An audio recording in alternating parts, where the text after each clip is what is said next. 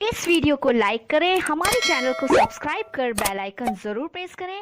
Hello दोस्तों, आप सभी का हमारे चैनल में स्वागत है। आज के इस वीडियो में हम छत्तीसगढ़ महिला परीक्षक के लिए गणित का एक महत्वपूर्ण टॉपिक औसत के बारे में पढ़ेंगे। इस वीडियो में हम औसत से जुड़े कुछ महत्वपूर्ण प्रश्न जो कि सीजी व्यापम परीक्षा में पूछे जाते हैं उन सभी के बारे में चर्चा करेंगे। तो चलिए वीडियो स्टार्ट करते हैं। अगर आपको वीडियो अच्छी लगती है तो वीडियो को लाइक करना ना भूलें और ऐसे ही वीडियो पाने के लिए आप हमारे चैनल को सब्सक्राइब कर सकते हैं और साथ ही नोटिफिकेशन बेल को भी ऑन कर लीजिए ताकि हमारे द्वारा डाली गई वीडियो की नोटिफिकेशन आपको मिल सके। तो चलिए देखते हैं। सबसे पहला हम औसत को समझते हैं। औसत को ए से रिप्रेजेंट किया जाता है। औसत का सबसे पहला और बेसिक फार्मूला होता है कुल अपॉन संख्या। कुल को सम कहा जाता है या फिर इसको आप टोटल भी लिख सकते हो और नीचे होती है संख्या। जब भी आपको दिए गए 3 या 4 संख्या, जैसे यहाँ पर एग्जाम्पल लेते हैं 3, 6, 9, इसका आपको औसत निकालना है। तो इसका औसत निकालने के लिए आप बेसिक जानते हो कि सभी संख्याओं को आपको सबसे पहले जोड़ना है और उसको ऊपर लिखना है, यही इसका कुल होगा। तो इसको जोड़ देंगे तो जोड़ने पर आपको मिलेगा 18 और ये 1, 2 और 3 संख्या है तो 3 संख्या, इस कारण नीचे 3 लिखेंगे। इसे भाग कर देंगे तो भाग करने से आपको मिलेगा 6। तो यहाँ पर इन तीनों संख्याओं का औसत आपको मिला 6। औसत का मतलब होता है बीच का अंक। यदि इनके मध्य का अंतराल बराबर है तो बीच का अंक ही इसका औसत होता है। तो चलिए इस पर आधारित हम प्रश्नों को देखते हैं। इसमें आपके कुल 3 प्रकार के फार्मूले इसी से बनते हैं। सबसे पहला जो एवरेज होता है, एवरेज इक्वल टू होता है टोटल अपॉन नंबर। जो टोटल होगा वो होगा एवरेज इंटू नंबर। यहाँ पर ए का मतलब है औसत। औसत बराबर होता है कुल बटा संख्या। और अगर आप कुल निकालना चाहो तो यहाँ पर औसत और संख्या को आप गुणा कर दोगे तो आपको यहाँ पर कुल मिल जाएगा। तो केवल ये 2 प्रकार के जो प्रश्न फार्मूले होते हैं वही यूज़ होते हैं और सबसे ज़्यादा आपका ये फार्मूला यूज़ होता है। आपको हमेशा कुल निकालना रहेगा। इसके लिए आपको औसत और संख्या दी गई रहेगी, आपको उसे गुणा करना है और इस प्रकार आपको आगे उसे सॉल्व करना है। तो चलिए देखते हैं। सबसे पहला प्रश्न है, एक कक्षा में 32 छात्रों का औसत भार 40.5 किलोग्राम है। यदि एक अध्यापक भी सम्मिलित कर दिया जाए तो औसत भार 500 ग्राम की वृद्धि हो जाती है। अध्यापक का भार ज्ञात कीजिए। यहाँ पर सबसे पहले आपको छात्रों की संख्या दी गई है कि एक कक्षा में 32 छात्र हैं और उनका औसत भार दिया गया है 40.5। तो यहाँ पर भी आपको सबसे पहला काम रहेगा कि आपको कुल निकालना है। कुल होता है औसत गुणित संख्या। यहाँ पर औसत दिया गया है 40.5। 40.5 औसत है और यहाँ संख्या है 32 छात्र। तो इस प्रकार आपको इसका गुणा करके कुल निकालना है।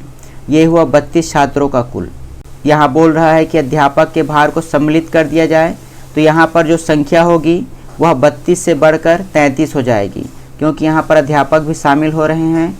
तो यहाँ पर हो जाएगा संख्या 33 और इसका औसत भार 500 ग्राम की वृद्धि हो रही है। तो यहाँ पर 40.5 किलोग्राम दिया गया है। तो अगर आप इसे ग्राम को किलोग्राम में बदलोगे तो आपको मिलेगा 0.5 किलोग्राम। तो 0.5 को जब आप इसमें जोड़ दोगे तो इसको जोड़ने पर आपको ये हो जाएगा 41। इस प्रश्न में आपको 32 छात्रों का औसत भार दिया गया था तो उससे आपने कुल निकाला। कुल होता है औसत गुणित संख्या। और दूसरी स्थिति में अध्यापक को शामिल किए तो अध्यापक को शामिल करने से जो संख्या थी वो 32 से बढ़कर 33 हो गई और इनका वजन औसत भार भी 0.5 किलोग्राम बढ़ गया। तो पहले 40.5 था, वो हो गया 41। यहाँ पर पहले स्थिति में अगर आप इसे गुणा कर दोगे आपको मिलेगा 1096 किलोग्राम। अगली स्थिति में गुणा करने पर आपको मिलेगा 1353। तो इसे आप अगर आपस में घटा दोगे तो यहाँ पर 32 का कुल है और ये 33 का कुल है। तो आपस में घटाने पर आपको मिलेगा 57 किलोग्राम, जो कि शिक्षक का भार है। शिक्षक को शामिल करने की वजह से ही ये जो संख्या थी वह बढ़ी थी। तो इस प्रकार आपको इसे सॉल्व करना है। औसत के जितने भी प्रश्न हैं मैक्सिमम कंडीशन में आपको ऐसे ही देखना है कि पहले का कुल निकालना है और दूसरी स्थिति में औसत में क्या परिवर्तन हो रहा है और संख्या में क्या परिवर्तन हो रहा है उसे देखना है।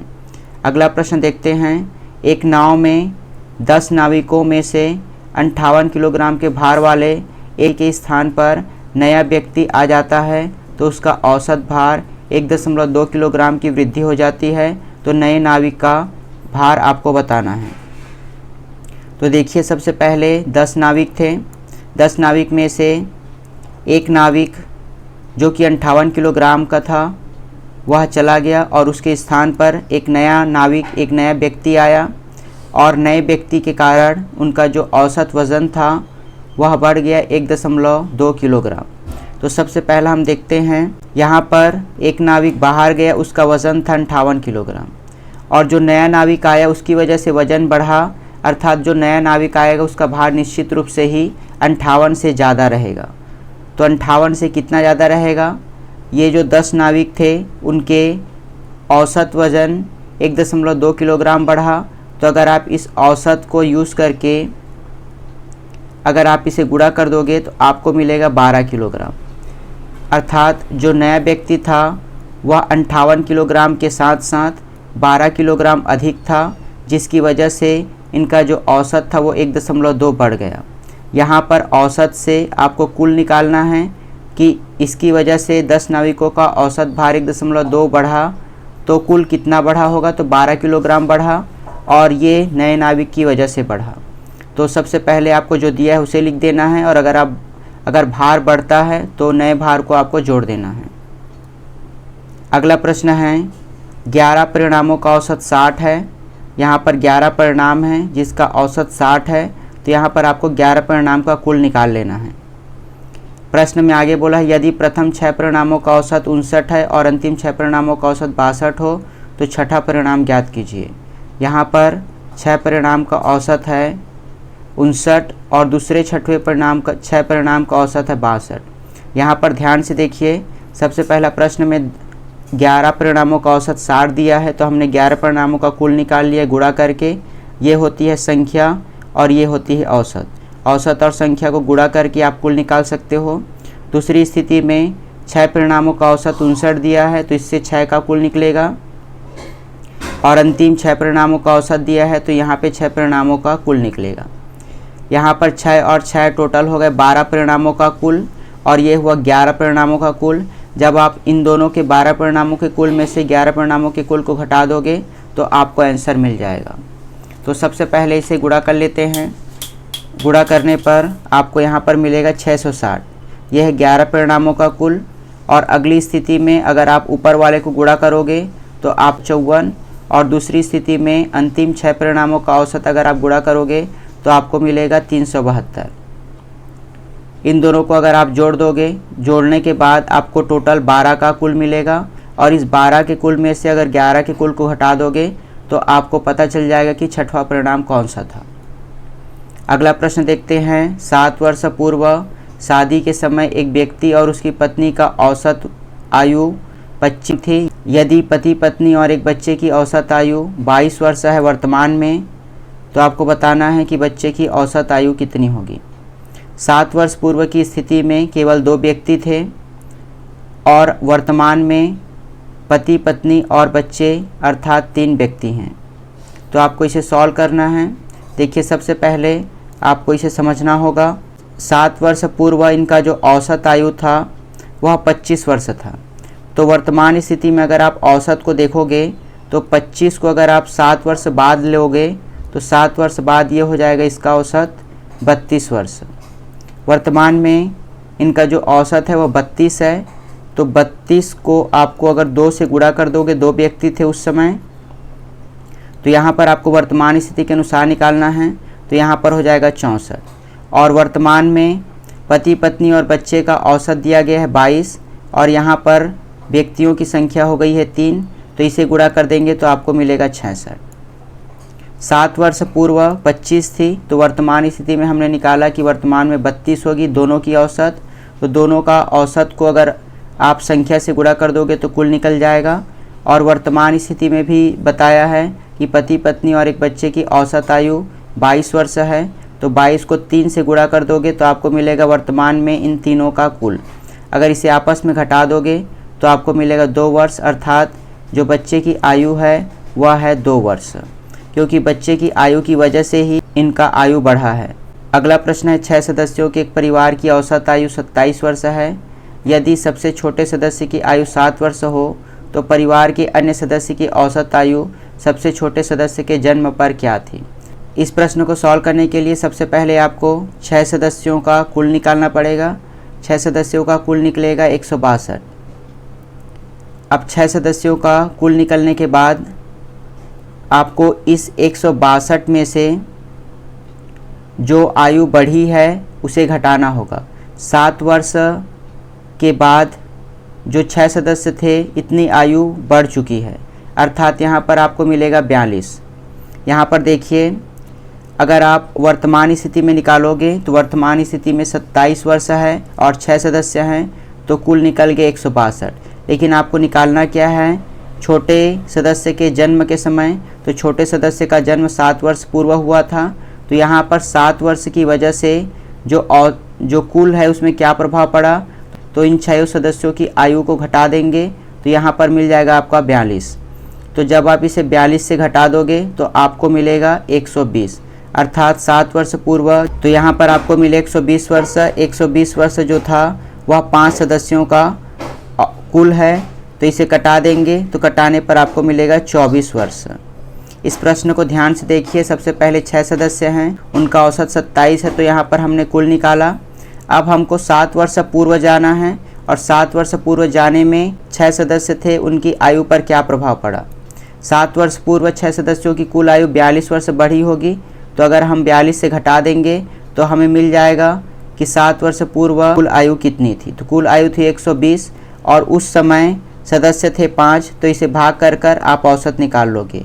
यहाँ पर प्रश्न में पूछा है कि औसत आयु, तो आपको औसत निकालना पड़ेगा। अगला प्रश्न है, क्रिकेट के खिलाड़ी ने 16 पारियों में कुछ रन बनाए और 17वीं पारी में उसने 87 रन बनाए, जिससे उसकी औसत 3 रन की वृद्धि हो गई। आपको 17वीं पारी के बाद औसत रन की संख्या बताना है। तो देखिए, यहाँ पर हम इसे मान लेते हैं कि 16 पारी में उसका औसत 100 था, तो यहाँ पर संख्या गुणा औसत कर देंगे तो ये आपका 16 का कुल है, और 17वीं पारी के रन को जोड़ देंगे तो ये आपका पूरा हो जाएगा 17 पारी का कुल। तो 17 पारी के कुल को आपको यहाँ पर पारियों की संख्या 17 और यहाँ पर 16 का औसत था जो 3 बढ़ जा रहा है, तो यहाँ पर लिखेंगे +3। अब आपको इसे सॉल्व करना है। सॉल्व करने के बाद आपको आंसर मिल जाएगा। x का वैल्यू, x जो है वो 16 का औसत है और 17 का औसत बोला है, तो आपको x + 3 आंसर में लेना है। चलिए इसे सॉल्व करते हैं। सबसे पहले यहाँ पर आपका आ जाएगा 16x + 87 बराबर यहाँ पर हो जाएगा 17x प्लस 17 को 3 से गुणा कर देंगे तो आपको 51 मिल जाएगा। अब इसे 16x को इस साइड ले जाते हैं और संख्या को इस साइड ले आते हैं, तो 16x को इस साइड भेजते हैं, तो 16x को इस साइड भेजेंगे तो वो माइनस बन जाएगा, तो 17x - 16x, तो यहाँ पर x मिलेगा और नंबर को घटाना पड़ेगा। 87 और ये जो 51 है इस साइड आएगा तो -51 हो जाएगा। अब इसे घटा लेते हैं। घटाने पर आपको यहाँ पर मिलेगा 6 और यहाँ पर मिलेगा 3, तो यहाँ पर x का वैल्यू आया 3, अर्थात 16 पारियों में इसका जो औसत था वह 36 था। और आपको बताना है कि 17 पारी में औसत क्या होगा, तो हमने लिया था 17 पारी का औसत x + 3, तो यहाँ पर हो जाएगा 36 + 3, तो उत्तर होगा आपका 39। यहाँ पर सबसे पहले 16 पारी के औसत को आपको x लेना है, 17 पारी के रन को जोड़ देना है, तो ये आपका हो गया 17 पारी का कुल। अब 17 पारी के कुल में से आपको इक्वेट करना है कि 17 पारी थी और इसका जो औसत था वह x + 3 बढ़ गया, 3 बढ़ गया, अर्थात इसे लिखेंगे x + 3। यहाँ पर x 16 पारी का औसत था और 17वीं पारी की वजह से ये 3 बढ़ गया। अगला क्वेश्चन देखते हैं। किसी सप्ताह सोमवार, मंगलवार और बुधवार का औसत तापमान 40 डिग्री है। यहाँ पर 3 दिन का औसत तापमान दिया गया है, तो हम सबसे पहले 3 दिन के औसत तापमान से कुल निकाल लेते हैं। तो कुल निकालने के लिए हमको सबसे पहले औसत तापमान और संख्या से गुणा करना पड़ेगा, तो यहाँ पर हमें 3 दिन का कुल मिला 120। अगला बोला है मंगलवार, बुधवार और बृहस्पतिवार का औसत दिया है 41, तो यहाँ पर भी हम कुल निकालेंगे तो अगले 3 दिन का कुल आपको मिले 123। यहाँ पर बोला है बृहस्पतिवार का तापमान 38 डिग्री है, तो यहाँ पर इसमें से 38 डिग्री को घटा देंगे तो हमें केवल मंगलवार और बुधवार का यहाँ पर मिल जाएगा। मंगलवार और बुधवार को अगर हम इसमें से घटा देंगे तो आपको केवल सोमवार का तापमान बच जाएगा और यही आपसे पूछा गया है। तो इसे घटा देते हैं, घटाने पर आपको मिलेगा 85 डिग्री। तो 85 डिग्री आपके मंगलवार और बुधवार का तापमान है और इस 85 डिग्री को जब आप पहले वाले से घटा दोगे तो पहला वाला सोमवार, मंगलवार और बुधवार का था, जिसमें मंगलवार और बुधवार को घटाने पर आपको केवल सोमवार का बच जाएगा। तो 120 में से 85 घटाने पर आपको मिलेगा 35 डिग्री और यही इसका आंसर है कि सोमवार का तापमान 35 डिग्री होगा। अगला प्रश्न है, व्यक्ति मोटरसाइकिल द्वारा एक स्थान से बी की ओर 65 किलोमीटर प्रति घंटे की गति से जाता है और बी से ए की ओर यह 60 किलोमीटर प्रति घंटे की गति से वापस आता है, तो आपको बताना है कि पूरी यात्रा में इसकी औसत चाल कितनी होगी। जब किन्हीं भी दो स्थानों के बीच की दूरी निश्चित हो और एक व्यक्ति ए से बी की ओर जाए और दूसरा व्यक्ति बी से ए की ओर जाए, तो यहाँ पर औसत तापमान का एक सूत्र होता है 2uv/u+v। तो यहाँ पर आपको u के जगह 65 लिखना है और v के जगह 60 लिखना है। ऊपर में आपको इसको गुणा करना है 65 और 60 और नीचे में इन दोनों को जोड़कर आपको लिख देना है। तो यहाँ पर अगर आप इसे जोड़ के लिखोगे तो आपको मिलेगा 125। इसे आप कटा दोगे तो आपको आंसर मिल जाएगा कि यात्रा के दौरान इसकी औसत चाल कितनी थी। अगला प्रश्न है, 5 संख्याओं का औसत 18 है, एक संख्या निकाल देने से औसत 16 रह जाती है, तो निकाली गई संख्या ज्ञात कीजिए। यहाँ पर सबसे पहले हम 5 संख्याओं का औसत कुल निकाल लेंगे गुणा करके। ये हुआ संख्या और ये हुआ औसत, गुणा करेंगे तो 18 पंचे होता है 90। तो यहाँ पर हमें 5 संख्याओं का कुल मिला 90।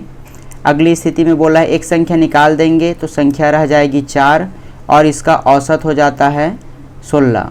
तो 4 संख्याओं का अगर औसत से गुणा कर देंगे तो हमें मिलेगा कुल 16 चौक होता है 64। अब इसे आपस में घटा देंगे तो हमें जो संख्या थी, निकाली गई संख्या, वह प्राप्त हो जाएगी।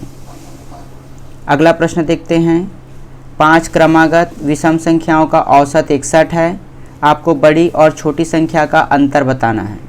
तो यहाँ पर अगर आपको जब भी 5 क्रमागत विषम संख्या बोलता है या फिर सम संख्या बोलता है तो आपको हमेशा इसको यूज़ करना है।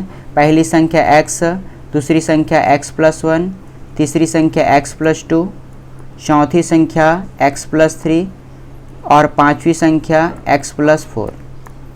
याद रखिएगा, विषम संख्या बोले या फिर सम संख्या बोले, क्रमागत हो तो आपको पहला x लेना है, x+1, x+2, x+3, x+4। ये आपकी संख्या है, इन सभी को जोड़ देंगे तो इस साइड भी आपको कुल लिखना है 61 × 5। ये आपके संख्या का योग है, बटा आप लिखते हो संख्या बराबर औसत। तो यहाँ औसत और इसको गुणा कर देंगे तो आपको इन सभी का योग अर्थात कुल निकलेगा। इसे जोड़ देंगे तो x जो है x से आपका जुड़ते जाएगा तो ये हो जाएगा 5x और संख्या को संख्या से जोड़ देंगे तो ये हो जाएगा 10 बराबर, इसे गुणा कर देते हैं तो 5 और ये हो जाएगा 30। यहाँ पर संख्या को संख्या से जोड़े हैं तो ये हो गया 3, 3, 6 और 4, 10। इसको उस साइड भेज देंगे तो उस साइड भेजने से ये जो प्लस है वो माइनस बन जाएगा। तो माइनस बनने पर ये जो संख्या है वह बचेगी 295। तो ये हो गया 295।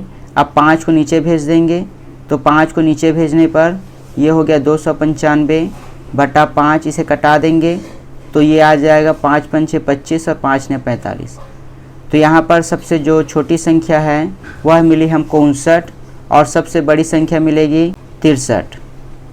अगर आप चाहो तो ये प्रश्न बहुत ही आसानी से बन सकता है, आपको इस तरह सॉल्व करने की ज़रूरत नहीं है। आपको दूसरे प्रश्नों में ये यूज हो सकता है। इस प्रश्न में आप एक और तरीके से बना सकते हो। यहाँ पर हमने माना कि पहली संख्या x है और पांचवी संख्या x+4 है। आपको बताना है सबसे बड़ी और सबसे छोटी संख्या का अंतर। तो इन दोनों का अंतर भी निकाल दोगे तो आपको मिलेगा 4। तो यहाँ पर भी आपका 4 डायरेक्ट आप निकाल सकते हो और या फिर सॉल्व करके भी निकाल सकते हो। दूसरे प्रश्नों में आपको इस फार्मूले का यूज़ करके सॉल्व करना है, तो इस तरीक़ों को भी आपको याद रखना है। अगला प्रश्न देखते हैं। यह अनुपात पर आधारित प्रश्न है और यह इस वीडियो का आखिरी प्रश्न होगा। 3 लड़कों की औसत आयु 16 है और इनका अनुपात दिया गया है 4:5:7। लड़के की आयु आपको बतानी है। तो देखिए इसका अनुपात दिया है, तो अनुपात को आप x के रूप में लिखना है 4x, 5x और 7x। यहाँ पर तीनों का औसत दिया है तो इसे x के फॉर्म में लिख लिए। इसको हम जोड़ देंगे तो ये तीनों का कुल निकल जाएगा और आपको राइट साइड में भी कुल लिखना है। तो कुल लिखने के लिए आपको औसत और संख्या को गुणा करना रहता है। औसत और संख्या को गुणा करेंगे तो आपको मिलेगा 48। इसे जोड़ देते हैं तो जोड़ने पर आपको मिलेगा 16x। यहाँ पर 16 को नीचे ले जाएंगे तो ये हो जाएगा 48/16। अब इसे कटा लेते हैं तो आपको मिलेगा 3। तो यहाँ पर x का वैल्यू मिला 3। आपको बताना है सबसे छोटे लड़के की आयु कितनी है। तो सबसे छोटे लड़के की आयु है 4x। तो 3 को आपको 4 से गुणा कर देना है तो 4 तिया होता है 12। सबसे छोटे लड़के की आयु है 12 वर्ष। यहीं आपसे अगर प्रश्न पूछता कि सबसे बड़े लड़के की आयु कितनी है, तो सबसे बड़े लड़के की आयु है 7x। तो यहाँ पर आपको 7 को 3 से गुणा करना था तो आपको मिलेगा 21 वर्ष। तो ये हुआ औसत के महत्वपूर्ण प्रश्न।